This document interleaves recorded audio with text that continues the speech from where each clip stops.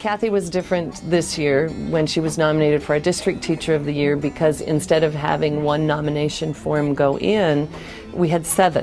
And when they called from the district office and said, you know, we kind of wanted you guys all to work together and nominate one person, but we have 7 letters, so we need to know how to handle this. And I said, well, tell me which other teachers were nominated. And she said, no, all 7 were for the same teacher. Nobody had talked to each other about it, but they said if we wanted somebody to represent our entire district, who would it be? And Kathy Winkelman came to the top real easily. There's just nothing like being a teacher. And when you contribute to, you know, the hope for the future and all the possibilities there are, especially at elementary, it is just, it's really an awesome responsibility, and it's just one that's full of hope, and it's fun to be part of that. I just work because I like my job, I like the kids, I like the people I work with, I like the parents, and you know, you just don't expect any kind of awards for doing it. You just do it because you love doing it. I started out as a speech pathologist and wasn't even sure that that's what I wanted to do. And I was the first speech pathologist in District 1. And then after that, I had a baby and quit and worked for the daycares. And I got involved with little kids and was able to get in the classrooms with them. And I thought, oh, I love this. I love being with a whole group of kids.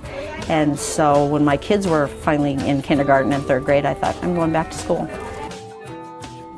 Kathy's a precision teacher, so everything she does is real precise, and she does with a specific reason in mind. We've been really fortunate in this building to be able to get a lot of technology. We've got some real progressive people, once again, you know, who go out after grants and do all they can do to get us with the cutting edge of technology. And so last year we got them, and we started using them as a means to record kids, have them listen to themselves so they could hear themselves and judge their fluency accordingly. And then we also use them to, I use them to, at Valentine's Day, they recorded a poem, and then you're able to email it to the parents. So we did a Valentine's poem. At Mother's Day we did a Mother's Day poem. They recorded it, and then we emailed that to the parents.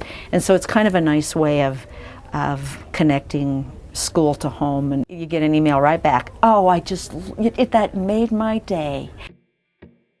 Especially lower elementary, a lot of times they just feel like, well, for reading you're here to learn the words. Well, why do you learn the words? You know, it's just super important to connect it to what they're going to need in the future. So they know that when they come in, we're not going to sit for very long. You know, we'll sit for maybe 10-15 minutes, and then you're up, and we're doing, I try to tie, like when I have learning like nouns and verbs, and a noun is a person, place, or thing, and we march around the room and we say it, and we do a little yoga off and on, you know, so that they can calm down a little bit and learn that there's another way other than just firing around, jumping around all the time. So she was the kind of person who said, thank you so much for the honor, I'm going back to teach now. And that's where she wants to be. She's happiest when she's in there in her classroom. All of the staff combined, we have over 400 years of teaching experience in this building. You don't start out being the teacher that you are now, but you're nurtured along. It's kind of like the saying that it takes community to raise a child. Well, it takes community to raise a teacher as well. So I really feel like that's what happens in this school, is that you are raised up to be a teacher.